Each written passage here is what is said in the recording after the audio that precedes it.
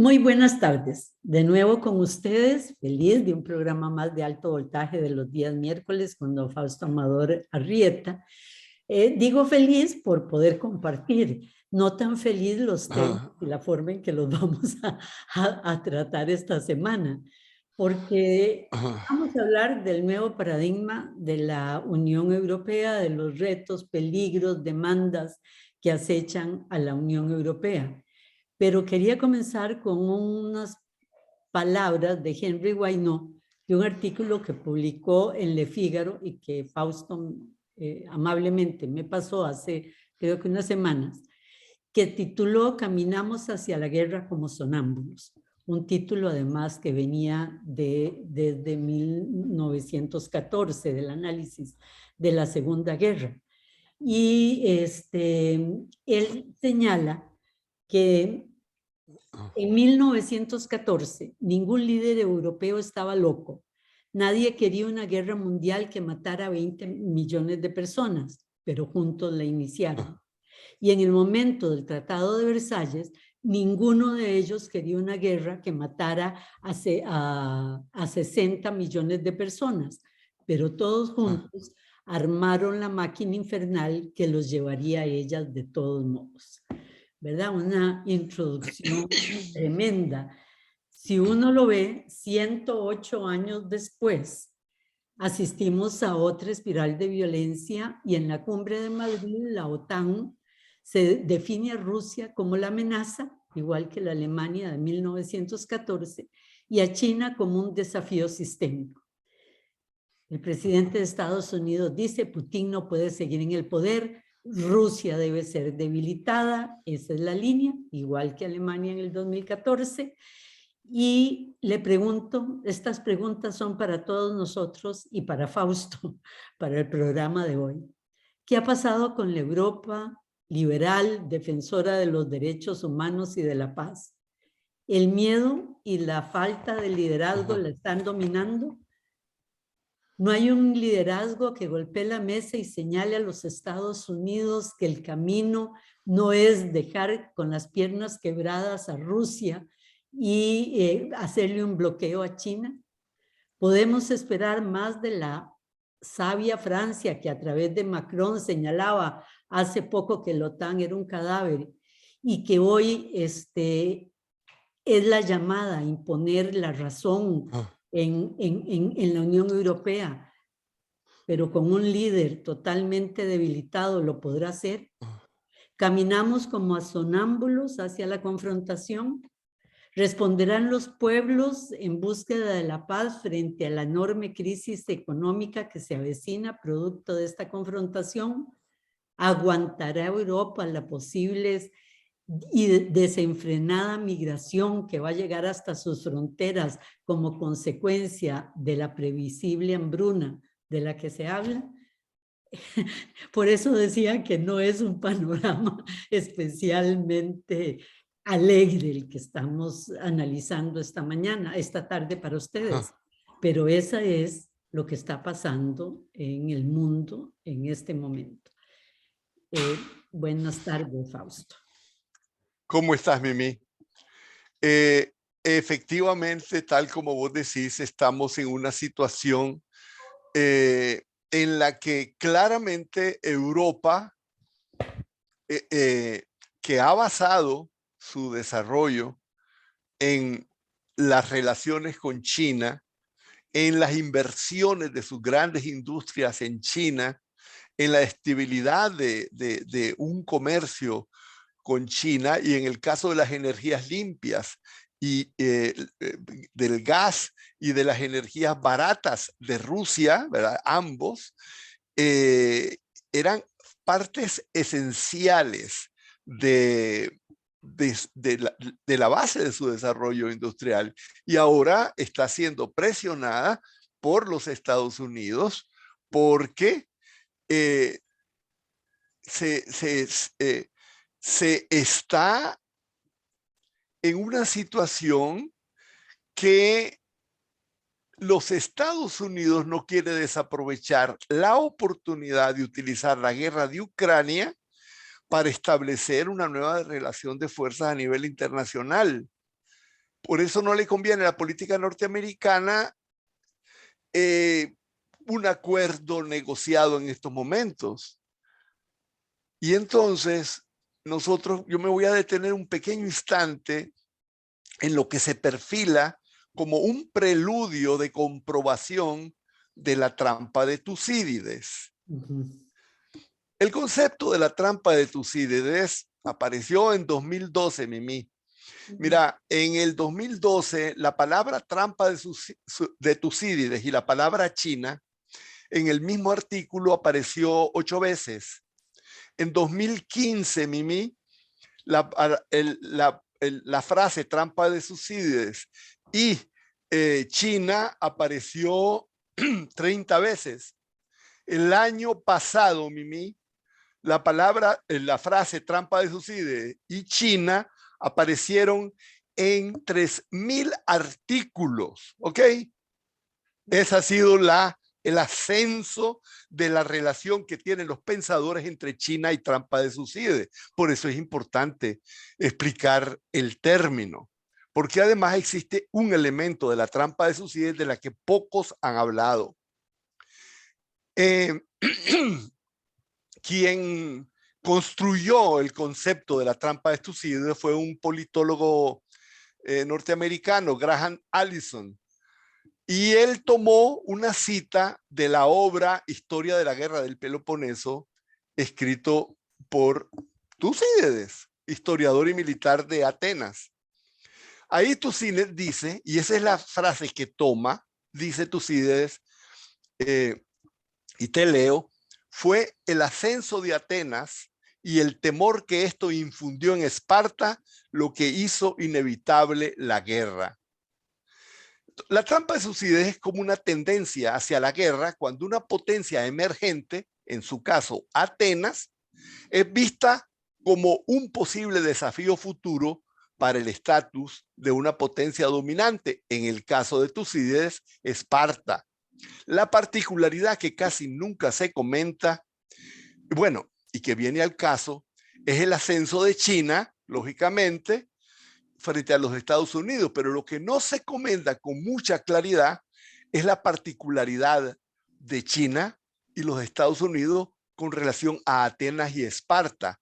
¿Por qué? Porque el ascenso de China, fundamentalmente comercial y económico, de una Atenas pacífica, como fue la Atenas de Pericles, frente al poderío militar de Esparta, como lo es ahora el poderío militar de los Estados Unidos. Y es eso lo que hace tan de actualidad esa parábola, ese símil de la trampa de Tucídides a la que nos estamos llevando, y que creo yo que el presidente Biden está aprovechando esa situación para crearlo. Ahora bien, desde el punto de vista global, Mimi, podemos decir que estamos viendo de una forma ejemplificada 3 grandes cumbres que acaban de pasar, de las que no podemos pasar esta ocasión sin hablarlas. La cumbre del G7 en el castillo, de un castillo bávaro en Alemania, la cumbre de la OTAN en Madrid y la cumbre virtual de los BRIC desde China. O sea, son 3 grandes cumbres definitorias. Y yo te voy a decir antes de hablar de ellas que uno de los aspectos más sobresalientes de estas reuniones es que han demostrado la marginalidad que tienen las Naciones Unidas actualmente en las definiciones de las grandes orientaciones de política internacional. Esto tiene una enorme importancia porque los objetivos fundacionales de las Naciones Unidas eran precisamente que fueran un foro para dirimir diferencias, para promover soluciones negociadas, para defender la paz mundial.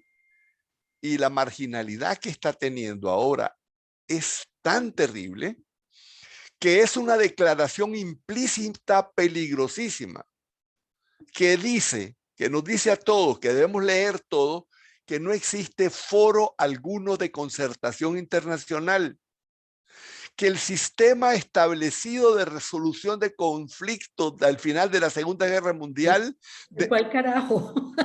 se fue al carajo. Y que esto ha sido sustituido por clubes de países que se declaran en oposición. O sea, son clubes de países que se declaran como en antípodas. Y más importante aún, que el resto de las naciones de la Tierra, nosotros No pintamos. hemos perdido posibilidades de influenciar en el desarrollo de los acontecimientos. Entonces, esas cumbres son escenarios donde se plantean reordenamientos geopolíticos estratégicos. Y en vez de ver los grandes problemas de la humanidad, la guerra de Ucrania es el pretexto central de discusión, como si fuera lo que ya va a definir a todos los países del mundo. Bueno, el G7 es la cumbre que reúne las grandes potencias occidentales y la OTAN es una alianza militar tradicional nacida bajo la orientación de defender a Europa de la Unión Soviética. Pero ahora ambas cumbres comienzan con el prisma distorsionante de la guerra de Ucrania.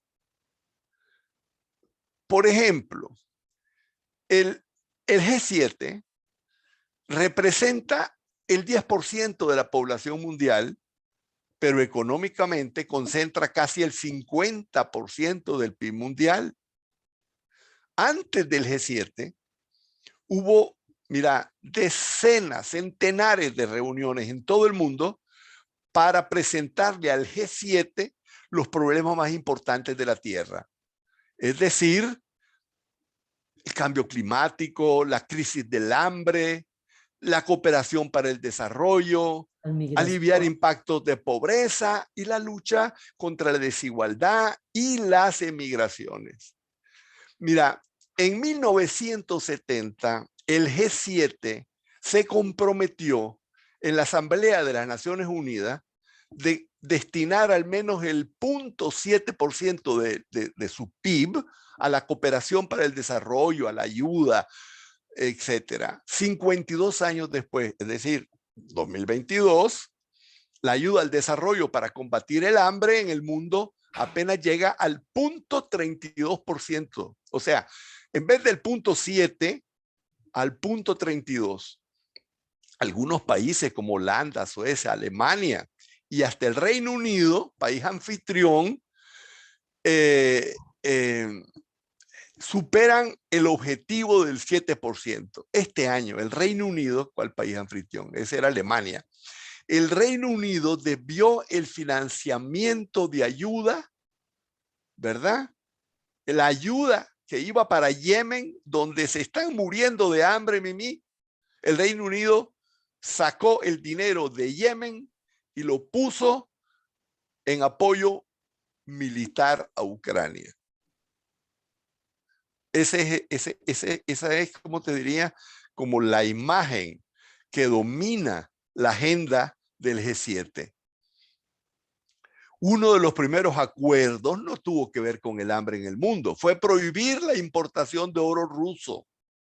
El primer día, uno de los grandes acuerdos. O sea, tuvo absoluta centralidad enfocarse el G7 como un bloque contra Rusia. Los 7 pusieron como su visión estratégica, además de Rusia,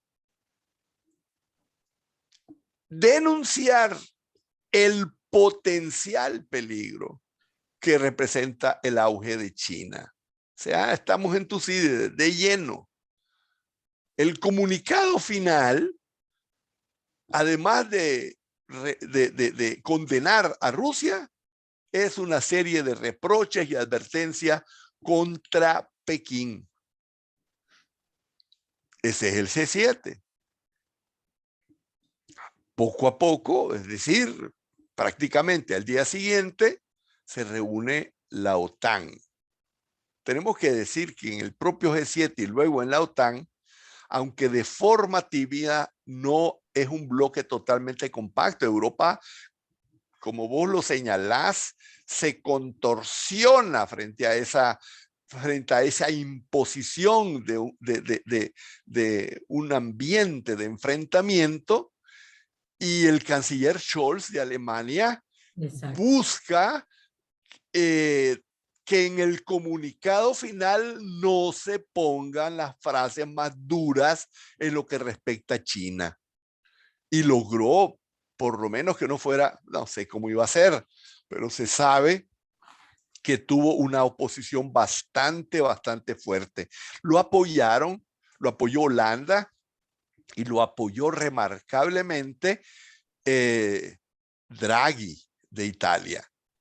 Bueno. Que para que quedara, es un desafío sistémico, en lugar de, después de Rusia, sigue como enemigo, ¿verdad? La China. confrontación China, porque en realidad, si debilito a Rusia, puedo entrar a China, ¿verdad? Es De la todas lógica. maneras, es aprovechar el enfrentamiento con Rusia para iniciar desde ahora el camino del enfrentamiento con China. Es una carrera donde el G7 se presenta como un bloque frente y tira a todo el resto del mundo: estás conmigo o estás contra mí. Por eso hay que ver cómo reacciona China a esta. Bueno, inmediatamente después de la cumbre del G7 se reunió en Madrid la OTAN, y la OTAN termina de consolidar la visión de bloque contra Rusia y contra China, ¿verdad? Define a China, hace una cosa que le llaman su nueva visión estratégica, la definen a China como un desafío a su seguridad futura, o sea, no a la seguridad actual, sino a la futura. Es decir, hay una Todo cosa que... porque tiene un modelo diferente de organización política frente al liberal, que es el autocrático. Ahora no es una lucha ideológica, sino el modelo liberal perfecto frente al autocrático horrendo y destructivo de los chinos, ¿verdad? O sea, Bueno, digámosle que esa es la ideología. La realidad es que es el ascenso económico y el fortalecimiento de China el que los tiene asustada. Y te digo, más allá de los símbolos, o con los símbolos, está una foto donde en la OTAN aparecen, además de los miembros de la OTAN, 4 mandatarios que no tienen nada que ver con ninguna costa en el Atlántico: Japón, Corea del Sur, Australia y Nueva Zelanda. 4 países de la zona Asia-Pacífico. O sea, revelando que esta reunión de la OTAN es una reunión ya dirigida frente a China. Es lo que le llaman el nuevo concepto estratégico, donde dicen que las ambiciones de China, las ambiciones de China desafían nuestros intereses, dice textualmente: las ambiciones de China desafían nuestros intereses, seguridad y valores. Y lo ponen en ese orden, Mimi: nuestros intereses, nuestra seguridad, nuestros valores. los valores ¿Quién? están de tercero. Sí, claramente. Es la primera vez en la historia que en un documento de la OTAN se menciona la palabra China,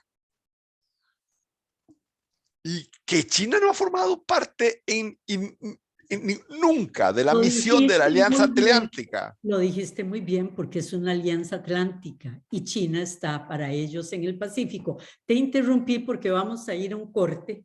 Regresamos con ustedes en unos minutos. De vuelta con ustedes. En la primera parte del programa habíamos quedado, Fausto, analizando la cumbre de la OTAN y los cambios que se habían dado tan grandes con el G7, la OTAN, y el papel casi desaparecido de las Naciones Unidas. quedaba una cumbre más, los BRICS, o sea, los del otro lado, que también se reunieron para las mismas fechas. En efecto, Mimi, casi en paralelo a las reuniones del G7 y de la OTAN, se produjo la reunión anual del BRICS, que tenía su sede en esta ocasión en Pekín, pero que fue de forma virtual. Los BRICS son Brasil, Rusia, India, China y Sudáfrica. Estas cumbres son un foro de intercambio de las economías emergentes de países de grandes dimensiones geográficas y demográficas. A diferencia del G7, concentran el 40% de la población, pero solo el 20% del Producto Interno Bruto Mundial. Y aunque tienen el 40% de la población mundial, esos países apenas producen el 30% de la producción de su alimentación de cereales. O sea, son los grandes países que necesitan un espacio para crecer y también para que sus poblaciones sobrevivan. Claro, entre ellos está China. Y ahí destaca China, que tiene el 44% de la población de los BRICS, pero concentra el 70% del PIB de todos. Su PIB es 10 veces mayor que el de Rusia. Bueno, eso es para decir quiénes son, dónde están. Es como sería el otro mundo, el mundo alternativo al mundo de los grandes, de los gigantes que en este momento están planteándose agresivos. Entonces, Del una de G7, las ¿verdad? Porque ya la OTAN es más otra cosa. El del G7, G7, el sí, BRICS. claro, pero exacto, se ponen frente al BRICS, no son un grupo, no son una reunión militar, absolutamente tenés toda la razón en hacer la diferencia, aunque de alguna manera son, en términos de países, son países que no están en la onda agresiva. La, el aspecto que más resaltó es que Putin utilizó los BRICS como el espacio para hacer la primera asistencia a un foro internacional con los otros países. Demostró que no es un paria mundial, que no lo han convertido en paria desde la invasión a Ucrania. El presidente Xi compartía la pantalla con todos los demás y Vladimir Putin le pidió a todos ellos que cooperaran frente a las acciones egoístas de los países que le están imponiendo sanciones. El aspecto más relevante del BRIC no fue la participación de Putin. Putin fue como lo más Llamativo. simbólico, llamativo, pero el foro es un foro que permitió que China expusiera su criterio frente a las posiciones, y aquí tal vez por eso cometí el error de meterlo en el mismo saco, porque China habló de la OTAN y del G7. Ya antes de la cumbre del BRICS, en varias ocasiones, Xi Jinping y el Ministerio de Relaciones Exteriores chino había advertido que las sanciones occidentales a Rusia son espadas de doble filo que cortan a los dos lados y que eventualmente dañan mucho más de lo que se esperan a los mismos que las imponen. Pero el discurso en la cumbre de los BRICS, Xi Jinping fue realmente, dijo cosas que son realmente relevantes. Dijo que politizar la economía global y convertir la economía global en herramienta, en arma casi militar de un país o de un grupo de países, solo terminará dañando los intereses propios y los de todo el mundo, infligiendo, dijo, sufrimiento jamás visto a los países que ya han sufrido, dijo. dijo que había que condenar que se utilizara la posición hegemónica de un país, y lógicamente se refiere a los Estados Unidos, en los sistemas financieros para utilizar su posición monetaria para imponer sanciones internacionales. Ciertos países, dijo, con el fin de expandir alianzas militares que lo que buscan es hegemonía absoluta, están obligando a todos los países del mundo a tomar partido. Y eso crea un ambiente internacional de confrontación. Él llamó a abandonar la mentalidad de Guerra Fría y dijo que el mundo no sabe dónde puede terminar si no se detiene el ambiente internacional de confrontación. Y yo creo que lo que dijo, yo habría firmado, si me pone una carta Xi Jinping para firmarla, yo habría puesto la firma.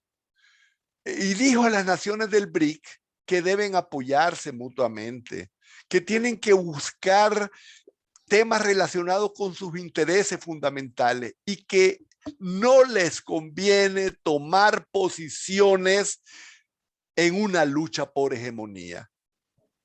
Bueno. Esto es muy importante porque Estados Unidos acusa a China y la lleva al G7 y la amenaza desde la OTAN porque no ha castigado a Rusia, ¿verdad? Así es. Es decir, y es la excusa para lanzarse sobre China de que no ha tomado sanciones contra Rusia. China muy sabiamente sabe que Rusia está en el BRICS con ellos, pero que es un aliado al que no es su gran amigo tampoco, ¿verdad? Es decir, es estratégico y sabe que si a Rusia la debilitan, el que sigue es él. Entonces, ellos, eso hace y evitará además que China tome partido, ¿verdad? Por su lado, Putin le dice que es muy fría China en el apoyo a Rusia. China juega las relaciones internacionales más puras que tiene que buscar. Pero en realidad vos estás acotando algo muy cierto, pero el trasfondo, digamos, más de fondo de la posición de China es: están creando bloques confrontativos internacionales y eso nos va a dañar a todos. Es decir, Mimi, entre las tres cumbres se perfila de una forma bastante precisa la fase transitoria que estamos viviendo entre dos mundos. Y lo que es preocupante es que no tenemos ninguna claridad de hacia dónde nos movemos, hacia dónde vamos. Por más que podemos percibir el impacto de transformaciones tecnológicas y ver el nuevo mundo de posibilidades que se abren con la ciencia, realmente los contornos del futuro no se están decidiendo con la ciencia, la tecnología, sino en la política internacional, en eso que llamamos geopolítica. Se está gestando un mundo inseguro, incierto, más peligroso que el mundo en que hemos vivido en los últimos 30 años, en la etapa que va a pasar a la historia como globalización, porque creo que ya está pasando. Pero mira, Mimi, yo iría mucho más lejos. Yo te diría que ni siquiera durante la Guerra Fría las condiciones de la política internacional han sido más inseguras, inciertas y peligrosas. En la Guerra Fría había Naciones Unidas. En la Guerra Fría había límites perfectamente claros. En la Guerra Fría había un juego y el juego permitía que incluso tras bambalinas hasta se pasaran, ¿verdad? Personajes espías agarrados de un lado a otro, o sea, los intercambios y las negociaciones se daban de manera permanente entre la Unión Soviética y los Estados Unidos. Como decís vos, había reglas y había un foro de discusión. Eso, Mimi, un foro. Esta vez hay confrontación sin foro, ¿sabes cómo cuándo? vos lo dijiste bien, como en la Primera Guerra Mundial, entre la Triple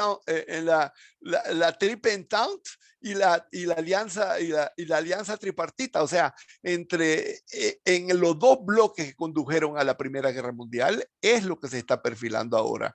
O sea, nosotros estamos probablemente frente a un punto de inflexión de la civilización. Estamos iniciando un camino que puede no tener punto de retorno. Algunos dicen ya el punto de no retorno, ya con Rusia se pasó. Ya con Rusia no vamos a poder volver a tener jamás El New relaciones. York Times dice en un titular una guerra inevitable, ¿verdad? O una confrontación máxima inevitable. O sea, estamos en una cosa tremendamente cierta. Se está fraguando un nudo de conflictos peligrosísimos y no sabemos ni cómo ni quién podrá desatarlo.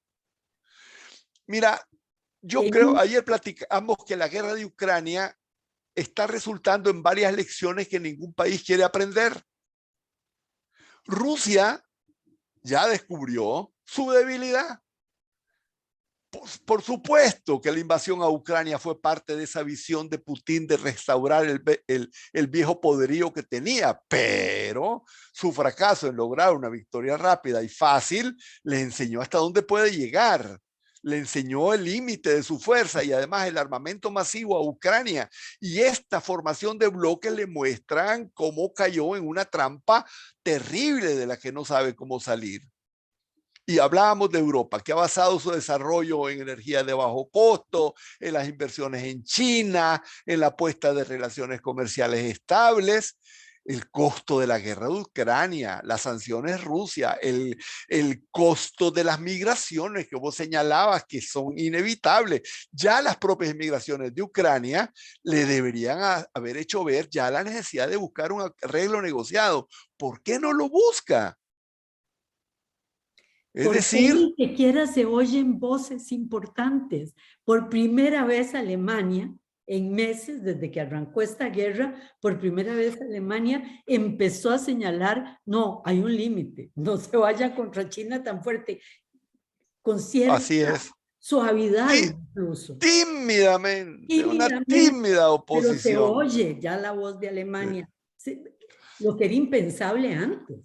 Si no, un general norteamericano dice que hay 6 razones por las cuales Rusia no está en posición de perder lo que está haciendo ahora. Dice, primero, concentra sus tropas en vez de tenerlas dispersas en toda Ucrania. Segundo, ya no son tropas inexpertas porque ya tienen la experiencia de la primera semana. Tercero, dice, no está luchando en Ucrania, está luchando en zonas en las que cuenta con el apoyo local. O sea, es impensable guerrillas en una... O sea, sí, es población rusa, es impensable pensar en una guerrilla, en una zona, ¿entendés? En tu propia zona. Cuarto, dice, sus problemas logísticos los ha resuelto porque con las ciudades que ha tomado, prácticamente tiene toda la línea de abastecimiento asegurada. Y luego, lo más importante del punto de vista de personal, ha consolidado el mando del ejército. Los generales ineficaces se fueron. Dice este general que ninguna lección ha sido más importante para Rusia que aprender a no subestimar las capacidades de las tropas ucranianas. Bueno, eso te señala que... La respuesta rápida de los Estados Unidos, que esa debió haberla previsto, pero posiblemente no previó el cómo Estados Unidos arrastraba a toda Europa en su contra. Así es. ¿Qué pasa entonces con Europa? Ayer estábamos vos y yo discutiendo cómo va a ser posible que se vean, que si la globalización le ha servido como un desarrollo gigantesco a Europa. ¿Por qué no hay nadie que se plantee? Y nosotros habíamos dicho que Macron se perfilaba como ese líder que tenía una visión diferente. Ayer, Mimi, Fue un día triste para Europa y un día triste para Francia. Después de varias semanas de estar intentando llegar a una de dos soluciones, o a formar un gobierno de coalición con alguno de los partidos, ¿verdad? Porque estamos claros, voy a recordar que aunque fue electo presidente, realmente no logró mayoría absoluta en la Asamblea Legislativa y entonces está obligado para pasar cualquier ley a alguna alianza y para tener un gobierno estable a tener alguna forma de coalición. Pues bien, Mimi, ayer declaró Putin finalmente dos cosas, tres cosas. Una, que claramente abandona todo intento de buscar una coalición estable. Dos, que abandona las posibilidades de tener alianzas de largo periodo con ninguno de los partidos que están en la Asamblea. Y tres, que se decide a gobernar con la mayoría relativa que tiene y dice, y veremos cómo van las cosas. O sea, será el gobierno más débil de toda la Quinta República. O sea, es una situación bastante Nos dura. enfrentamos a una Europa sin líderes, sin una voz que pueda guiar esto, que la voz posible era la de Macron y ya no va a tener la fuerza para hacerlo.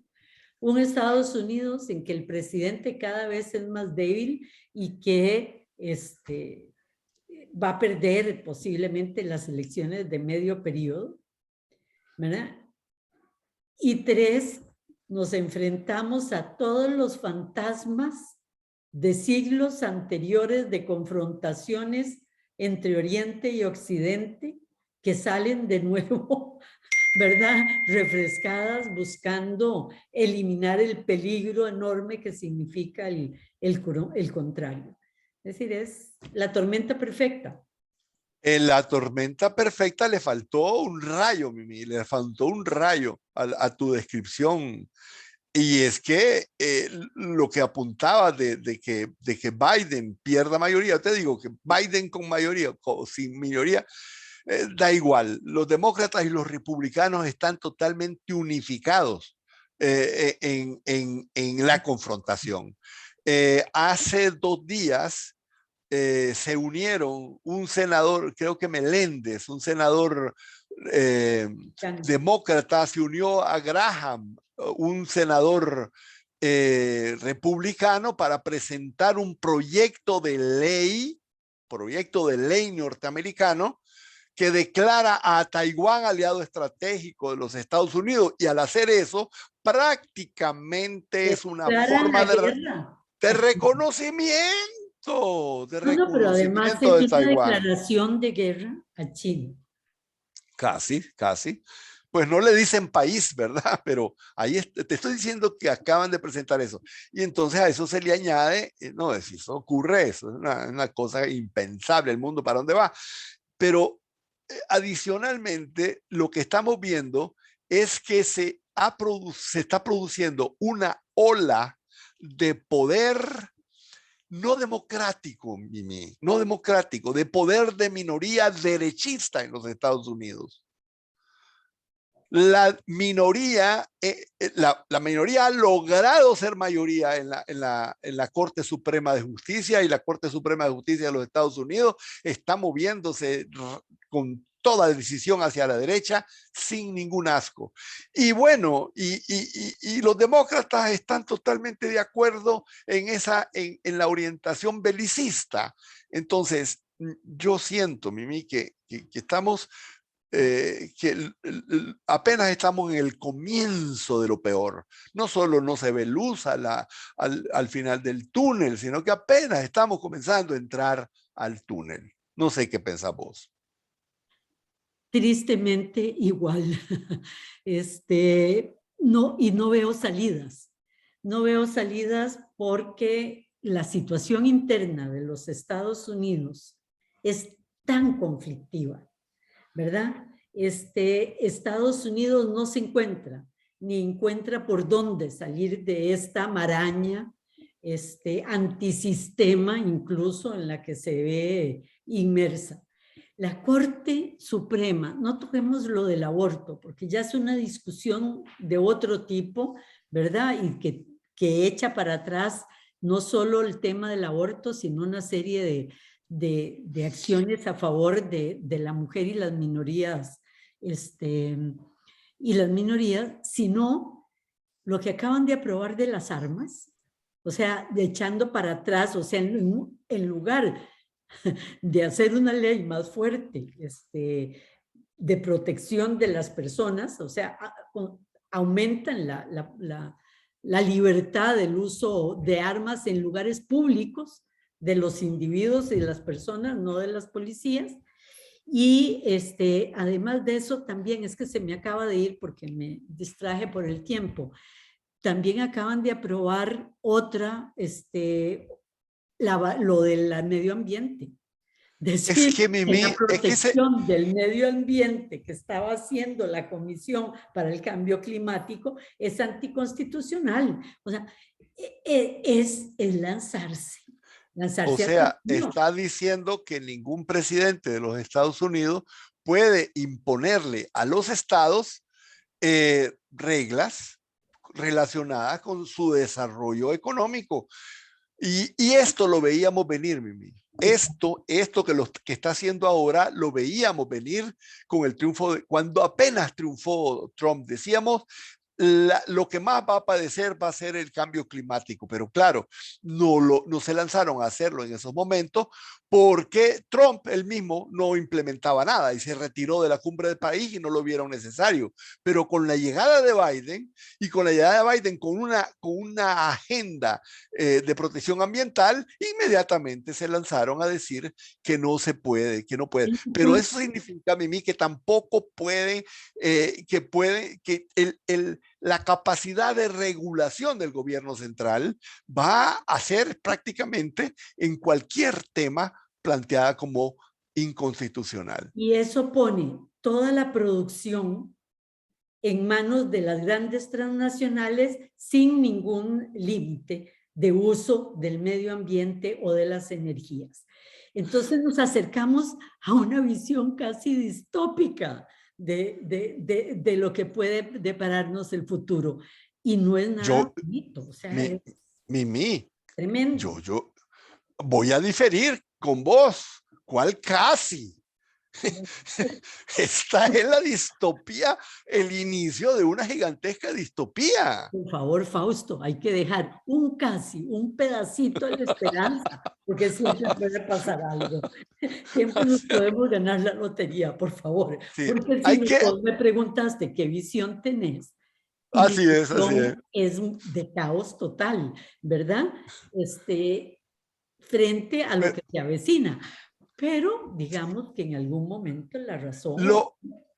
Es posible, Mimi. Sin embargo, te voy a añadir un elemento adicional, y es que los Estados Unidos, los pensadores militares de los Estados Unidos dicen, tenemos que buscar la confrontación lo más rápido posible, porque cada día que dejamos de lanzarnos a la confrontación cuando somos militarmente más fuertes, es un día en que China se vuelve militarmente más fuerte y puede ser que llegue un momento en que ya no tengamos la superioridad bélica. Eso significa, Mimi, que están buscando la confrontación en el corto plazo, la confrontación bélica. Exactamente, y eso se huele por todos lados, pero se nos acabó el tiempo. Así que cerramos acá, no con una nota de desesperanza total, pero bueno, esa es la visión de mundo que estamos observando, y nos vemos con ustedes la próxima semana. Muy buenas tardes. Buenas tardes, Mimi.